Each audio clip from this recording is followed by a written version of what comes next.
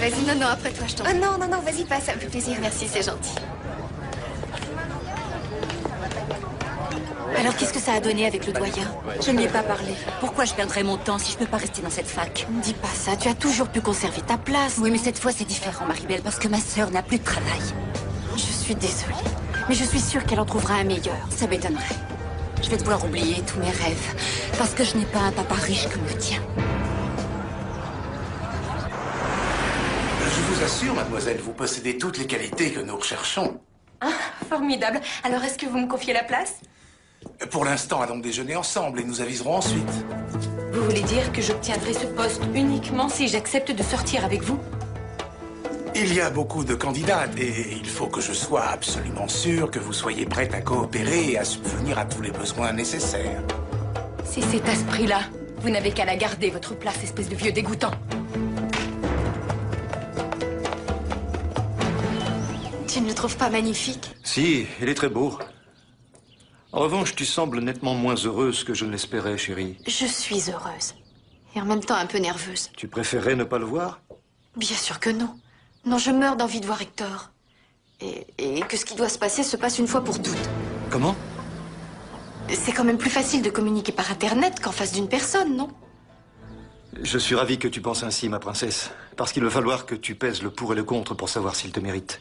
Mais je suppose qu'il devra faire pareil. Il faudra qu'il te voie comme la plus charmante, séduisante et merveilleuse jeune fille qui existe au monde.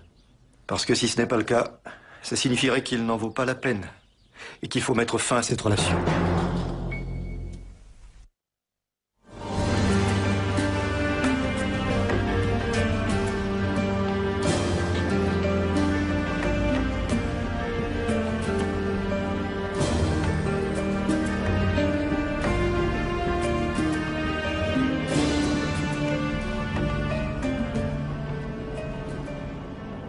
Je ne veux pas de dessert, Paula. Et à partir de demain, je me mets au régime. Oh, allons. Pour devenir comme toutes ces filles qui sont maigres et pâles comme des fantômes. Oh non, c'est ridicule. Tu dois t'alimenter comme il faut. Allez, vas-y. Prends-en au moins la moitié. Non, Paula. Et pas la peine d'insister. Je vais avoir la taille aussi fine que mon amie Ruby. Oh, au fait, papa, la pauvre a de sérieux problèmes à la fac. Tu pourrais peut-être l'aider. Moi, mais comment? Tu sais, sa bourse n'est pas très importante et elle a des problèmes pour payer le reste de ses études. Elle a déjà plus d'un trimestre de retard et si elle ne règle pas ses frais, ils vont la mettre dehors et... Tu pourrais lui venir en aide. Elle le mérite, tu sais. En répondant correctement. Ah, je suis contente que tu rentres de bonne heure. Parce que nous n'avons pas terminé la conversation de ce matin. Maman, j'ai très bien compris ce que t'as dit. Non. Je n'en suis pas si sûre. Je m'inquiète tellement pour toi. Si je me sens mal, c'est parce qu'on est obligé de souffrir pour chaque pièce qu'on dépense. En revanche, Maribel, si tu voyais sa maison, elle a une salle de gym, elle a une piscine. Son dressing est beaucoup plus grand que tout notre appartement, maman. Ne te laisse pas aveugler, chérie. L'argent et le luxe, ce n'est pas le plus important dans la vie. Peut-être, maman. Mais c'est pas négligeable. Non, je ne dis pas que ce n'est pas agréable de vivre dans le luxe, entouré de belles choses. Mais nous devons accepter notre réalité, Ruby. Reconnaître sa valeur. Comprendre que nous avons des choses et que certains en ont d'autres. Mais c'est injuste, maman. À quoi ça sert d'être à la fois séduisante et en bonne santé si je dois porter que des vêtements ringards? J'ai pas le droit de sortir ni de m'amuser. Et pourquoi? Parce que j'ai pas d'argent. Bon, maintenant ça suffit. Au lieu d'être fière de la beauté de ma fille, elle me fait peur. Non, maman. Tu devrais être heureuse. Très heureuse parce que grâce à cette beauté, je vais obtenir ce que je mérite.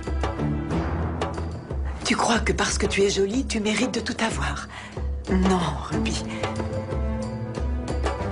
La vie n'est pas ainsi faite. Tu m'entends?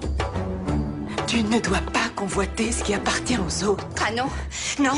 Et pourquoi je devrais baisser les bras? Pourquoi j'ai pas le droit de tout avoir? Pourquoi des tas d'autres filles qui sont pas aussi jolies que moi ont tout ce qu'elles veulent, comme cette espèce d'infirme de Maribel?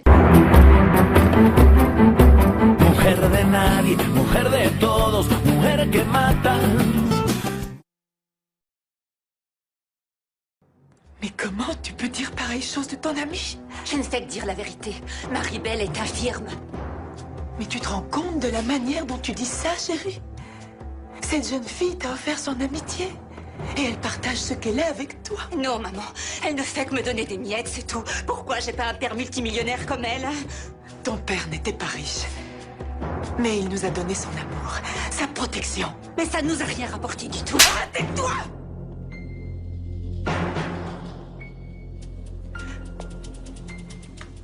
Pardon, maman. T'as raison. Parfois, je me laisse emporter parce que j'en ai assez de vivre de cette façon. Tous les jours.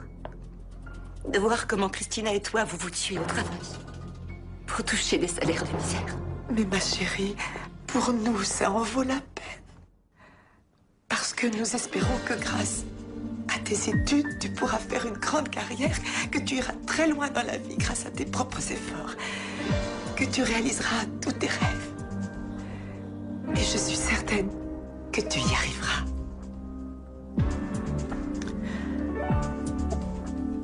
Sache que ton bonheur va dépendre du chemin que tu décideras de suivre. T'en fais pas, maman. Je saurai reconnaître le meilleur chemin.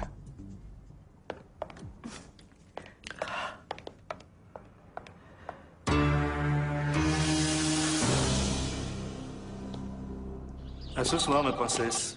Je te souhaite une merveilleuse journée. Au revoir. Mademoiselle, c'est pour vous. Merci. Oui, allô? Hector, mon amour. Ah, je suis aux anges. Je te remercie du cadeau que tu m'as envoyé. Ah, j'étais surtout ravie d'apprendre que j'allais pouvoir te voir bientôt. Demain? Tu arrives vraiment demain? Ah!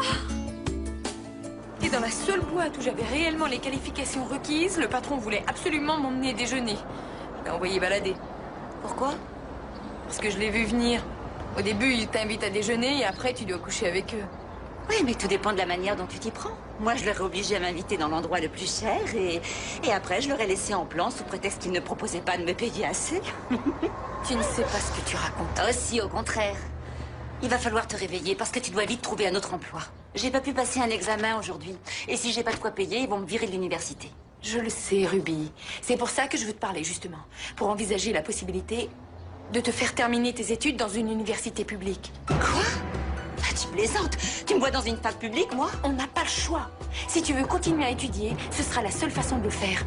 Non, Christina, tu m'as promis. Tu as accepté de couvrir la moitié de mes frais d'études. Rends-toi à l'évidence, ce n'est plus possible. Christina, tu es revenue pour le déjeuner? Oh, quelle bonne surprise. Ouais, elle va pouvoir revenir déjeuner tous les jours, maintenant qu'elle n'a plus de boulot. C'est vrai que tu as perdu